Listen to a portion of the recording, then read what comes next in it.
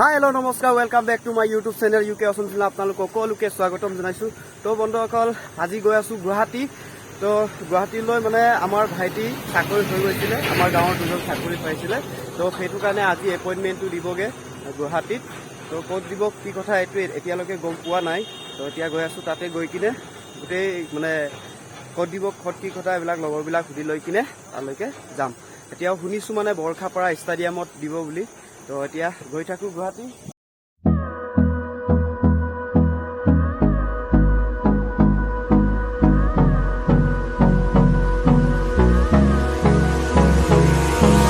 Hold me close till I get up.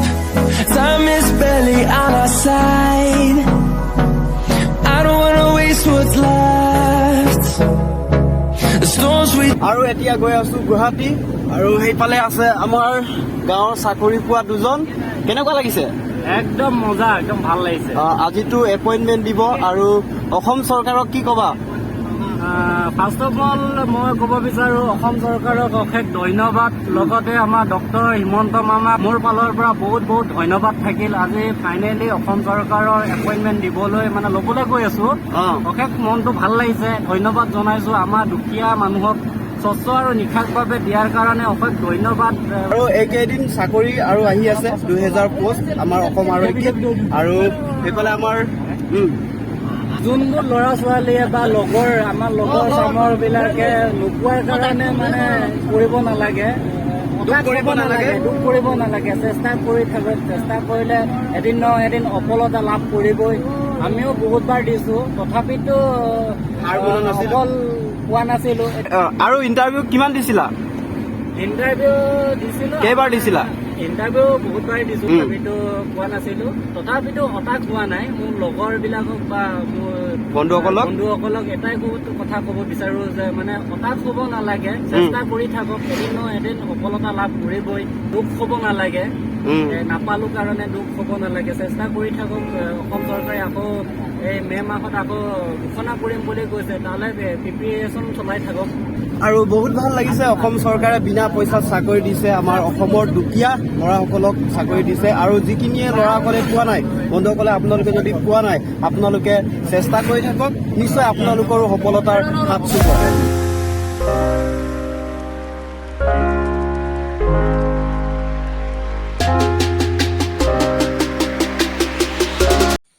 এতিয়া আহি পালোঁ প্ৰথমটো টোল গেট। আৰু যিহেতু আপোনালোকে জানে টোল গেটত পইচা লয় বুলি, আৰু সেয়া এপইণ্টমেণ্ট লেটাৰখন দেখাই দিলোঁ আৰু তাৰ পাছত আমাক এৰি দিলে, একো পইচা নল'লে আমাৰ পৰা।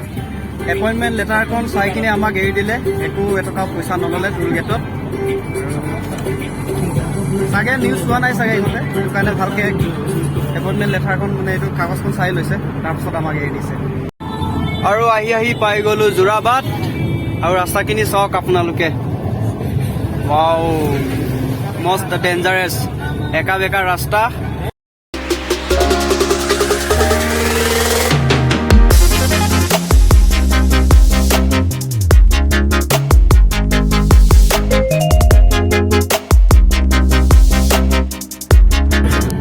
খাতাৰনাক তেৰা বেকা ৰাস্তা। ফাৰ্ষ্ট টাইম গৈছোঁ গুৱাহাটী আৰু ফাৰ্ষ্ট টাইম চাইছোঁ যোৰাবাটৰ ৰাস্তা। খাতাৰনাক একদম। আৰু যোৰাবাটৰ ইয়াৰ পৰা যোৰাবাটৰ পৰা গুৱাহাটীলৈকে কিমান দূৰ হ'ব? 6 কিলোমিটাৰ। মাই গড, খাতাৰনাক তেৰা বেকা দেই ৰাস্তাটো। আজি ফাৰ্ষ্ট টাইম চাইছোঁ ৰাস্তাটো, বহুত তেৰা বেকা। সাধাৰণ মানুহে ইয়াত গাড়ী চলাব নোৱাৰিব। আৰু বন্ধুসকল এতিয়া আহি পালোঁ য'ত নেকি এপইণ্টমেণ্ট লেটাৰখন দিব। তো বন্ধুসকল আপোনালোকক আগতে কৈছিলোঁ বৰখাপাৰা ষ্টেডিয়ামত দিব বুলি, কিন্তু বৰখাপাৰা ষ্টেডিয়ামত নহয়, ভেটেনেৰী ফিল্ডত এতিয়া দিছে। মানে লগৰবিলাকক সুধিলোঁ, তাৰপিছত লগৰবিলাকে কৈ দিলে মানে বৰখাপাৰা ষ্টেডিয়ামত নাই দিয়া। তো সেয়া এপইণ্টমেণ্ট লেটাৰ ল'বলৈ মানুহ ৰৈ আছে বাহিৰত। আৰু সেইখিনি আপোনালোকে চাওক, সেইফালে মানে পুৰা চেকিং চলি আছে। মানে এতিয়া আমাৰ আহিব ন, আমাৰ মামা, অসমৰ মামা আহিব। তো ইয়াতে বহি লওঁ অকণমান। আপোনালোকে ইমানে ভাল, তাতে বহুত বস্তু মানে নিব নোৱাৰা বস্তু থাকিব আপোনালোকৰ হাতত কাৰোবাৰ যদি চাধা চিগাৰেট সেইবিলাক আছে এইবিলাকো বাহিৰত থৈ আহক ঠিক আছে সোমাওঁতে আপোনালোকে যি দৰকাৰী বস্তু খালি সেইটো লৈ যাব বাকীকেইটা মানে ধৰি লওক গেটতে ৰাখি দিব নহ'লে আপোনালোকে এতিয়া যদি ভাত খাব লাগে কিবা খাবলৈ খাই আহক মানে 12টাৰ পৰা সোমাব আৰু প্ৰগ্ৰামটো ষ্টাৰ্ট হ'ব চাগে 4টাৰ পৰা একজেক্টলি 4টাৰ পৰা আপোনালোকে ভাবে যদি যে আমি ৰেষ্ট লৈ মেলি লাহেকৈ 12টা 1টা বজাৰ পাছত আহোঁ তেতিয়ালৈকে আপোনালোকে আহিব খাই বৈ আহিব কাৰণ চবৰ ভিতৰত অপেন হয় খুব ৰ'দ পানী বটলটো বাহিৰে নিব বাকী বস্তু নিব নোৱাৰিব ছাতি তাতি নিব পাৰিব কিন্তু যদি ভাবে যে খাই বৈ আমি লাহে ধীৰে আহিম আৰামছে তেতিয়া ৰেষ্টটো পাব বহুত আৰু খালি গুটখা জাতীয় যিকোনো বস্তু তামোল কাটিবলৈ কটাৰী চটাৰী চাদা তামোলৰ পেকেট এইবিলাক যাতে নিনিয়ে কাৰণ ইয়াততো চাব চবেই ঠিক আছে আমাৰ নেইল কাটাৰ নিয়াৰ অভ্যাস আছে আপোনালোকে সেইবোৰ নিনিব যিকোনো ধৰণৰ মানে গুটখা জাতীয় বস্তু একদম ইয়াতে এৰি থৈ যাওক ক'ৰবাত পেলাই থৈ যাওক যি কৰে কৰক আৰু একদম আকৌ কৈছোঁ 4টা বজাৰ পৰাহে একজেক্টলি প্ৰগ্ৰেমটো আৰম্ভ হ'ব 12টা বজাৰ পৰা আমাৰ এণ্ট্ৰি আছে কিন্তু তাত গৈ পিনি কি কৰিব 12ৰ পাছতো 1 2 3 4 গতিকে খাই বৈ লাহে ধীৰে আহক ধুনীয়াকৈ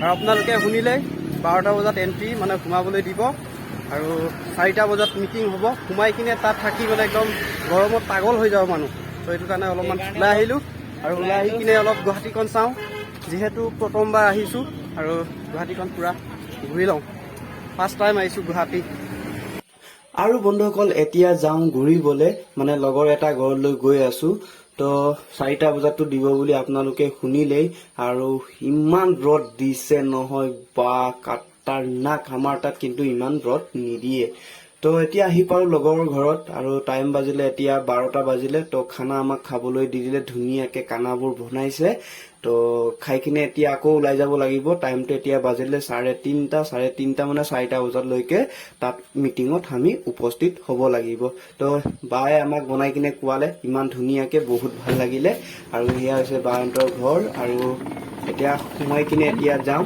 ফিল্ডলৈ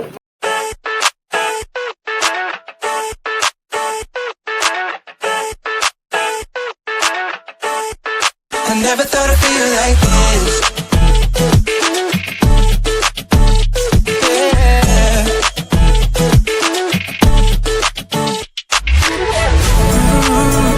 I never thought I'd feel like this. Ooh.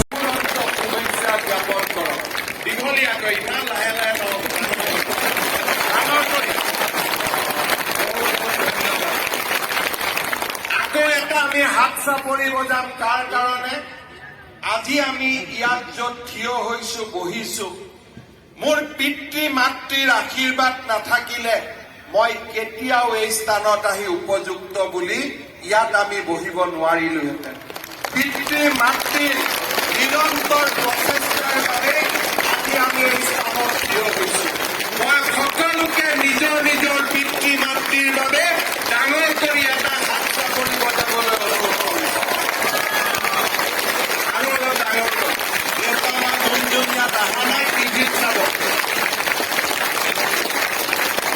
এই হাত চাপৰিৰ মাজত এটা সংকল্প লুকাই আছে যে পিতৃ মাতৃৰ জীৱনৰ শেষ দিনটোলৈকে আমি তেওঁলোকক চাম আমি তেওঁলোকৰ দায়িত্ব পালন কৰিম হ'বনে হ'বনে ডাঙৰ কৰি বিয়া নকৰোৱাকেইটাই আকৌ বিয়া কৰে দেউতাক মাক পাহৰিলে নহ'ব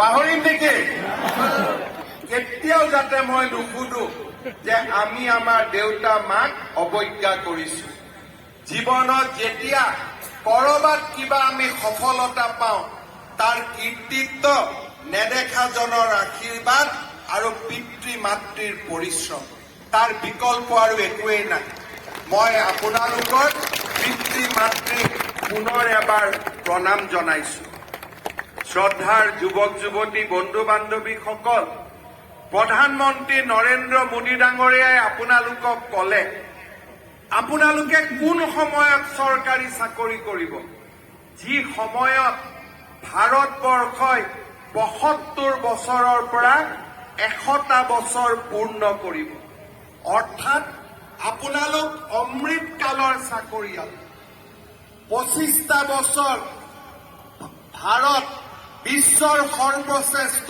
ৰাজ্য হ'ব আৰু সেই ৰাজ্য সেই ৰাষ্ট্ৰ নিৰ্মাণৰ যি প্ৰক্ৰিয়া ভাৰতক বিশ্বৰ শক্তিশালী ৰাষ্ট্ৰ নিৰ্মাণৰ যি প্ৰক্ৰিয়া সেই 25 বছৰৰ অমৃতকাল আমি অসম চৰকাৰত চাকৰি কৰিম পৰিৱৰ্তিত অসম আজি আমাৰ অসমৰ যোৱা 2টা বছৰত চাৰিওফালে পৰিৱৰ্তনৰ এক নতুন বতাহ বলিছে এই পৰিৱৰ্তনৰ বতাহ চাকি এক গন্তব্য স্থানলৈ লৈ যোৱা আৰু ভাৰতবৰ্ষৰ 5খন ৰাজ্যৰ ভিতৰত এখন ৰাজ্য হিচাপে অসমক নিৰ্মাণ কৰাৰ দায়িত্বও আমাৰ সকলো কাৰণ আপোনালোকে সেই সময়ত চৰকাৰী চাকৰি কৰিব যি সময়ত অসমে আকাশ চোৱাৰ বাবে সংকল্প কৰিছে অসমে আকাশ চোৱাৰ যাত্ৰা পথত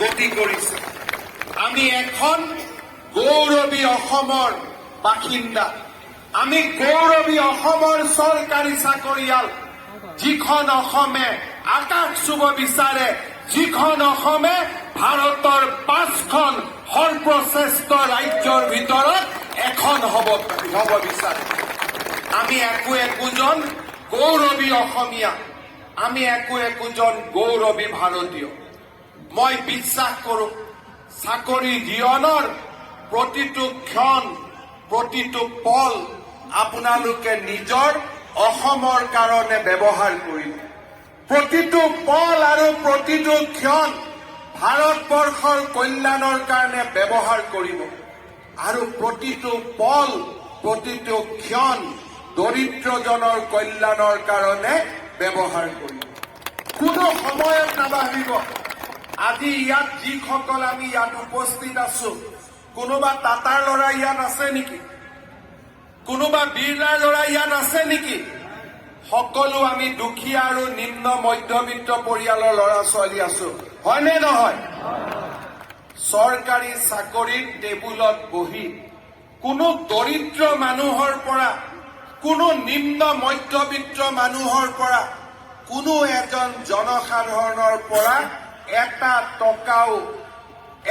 টকাও দুৰ্নীতি নকৰাকৈ জনকল্যাণৰ কামত নিজকে উৎসৰ্গা কৰিম সেই সংকল্প আজিৰ দিনটোত আমি সকলোৱে ল'ব লাগিব এইখন অসম মোৰ নহয় এইখন অসম হিমন্ত বিশ্ব শৰ্মাৰ নহয় এইখন অসম আপোনালোকৰ এইখন অসম নিৰ্মাণৰ দায়িত্ব থকা হ'ব লাগিব হয়নে নহয় সকলোৱে এই সংকল্প আমি ল'ব লাগিব পুনৰ এবাৰ আজিৰ এই পবিত্ৰ দিনটোত মই আপোনালোক সকলোকে অভিনন্দন জনাইছো মই বিশ্বাস কৰোঁ যে আপোনালোকক দেখি আৰু অনন্ত যুৱকজনে সাহস ল'ব যে অসমত আৰু এতিয়া টকা পইচা দি চৰকাৰী চাকৰি নহয় পঢ়া শুনা কৰি চৰকাৰী চাকৰি হ'ব মেধাৰ ভিত্তিত চৰকাৰী চাকৰি আৰু সেই প্ৰেৰণাই অসমৰ শিক্ষা জগতৰ পৰিৱৰ্তন কৰিব শৈক্ষিক আকাশখন উজ্জ্বল কৰি তুলিব